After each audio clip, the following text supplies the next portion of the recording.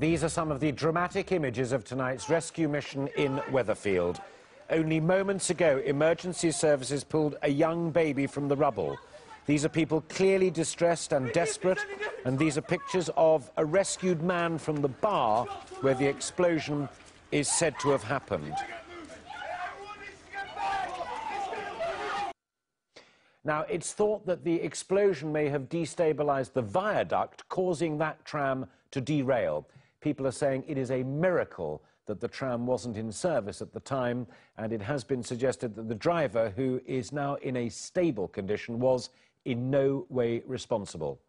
We can return now to Caroline on the ground. Caroline, what is the very latest? Any more news, first of all, on that recent collapse? Yes, Alistair, a groom-to-be on his stag do has just managed to escape from the rubble at the joinery and has now been rushed to hospital. Unfortunately, local butcher Ashley Peacock is still trapped beneath the rubble along with the bar owner, and emergency services are really concerned that they may not survive that second collapse. We're just waiting here with bated breath. And Caroline, I understand that you've got some more news on that rescued baby.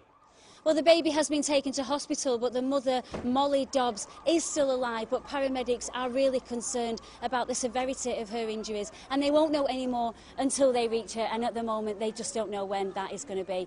On a more positive note, though, the little boy who was trapped in the house fire, Simon Barlow, has now been rescued, and hopefully we'll be speaking to his rescuer, Jason Grimshaw, a little bit later on. Excuse me, sorry. Caroline Whitmore from ITV News. Would you just say a few words for us? OK then, yeah. I've heard that people are being treated at the Rovers and in the cafe. Can you tell us, is that correct? Yeah. I've just come from the Rovers, actually, because we're overrunning here. We've run out of supplies, so we're not licensed to sell alcohol, but it is a medical emergency.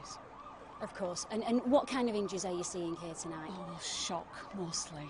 But the people in the bar also had some bad scrapes, you know. Roy, my husband, the proprietor, he's a qualified first aider, so he's been amazing. He's been making splints, dressing wounds, that kind of thing. But I've just been mucking in, keeping people warm, holding people's hands, that kind of thing, you know. Of course, yeah. And how are people coping with the situation? Oh, it's awful. People are terrified and distraught. But, you know, we're all just helping each other out best we can. It's all you can do, isn't it? And what about the people still trapped? Do you know them? Everybody knows everyone around here. And Claire, who's Ashley's wife, is in there now with the little boys. They're obviously very shaken, but we're just trying to keep the spirits up. You know, we're determined that those little boys are going to have a hug off the daddy very soon, sorry. No worries. Thank you so much for talking to us. We understand. Thank you. Thank you very much. Well, it seems despite the tragedy, there is a real blitz spirit here amongst the residents of Weatherfield. People are really clubbing together and helping each other out in the face of disaster. Alistair, back to you. Caroline, thank you very much indeed. And we've just obtained some more eyewitness footage of one of the many acts of heroism that we've been hearing about tonight. Here you can see two firefighters there right close up to the blaze, rescuing a small child and bringing that child to safety down the ladder as the fire just to the right there of the firefighter rages inside the building. Extraordinary images, and you can see more of those personal accounts on itv.com.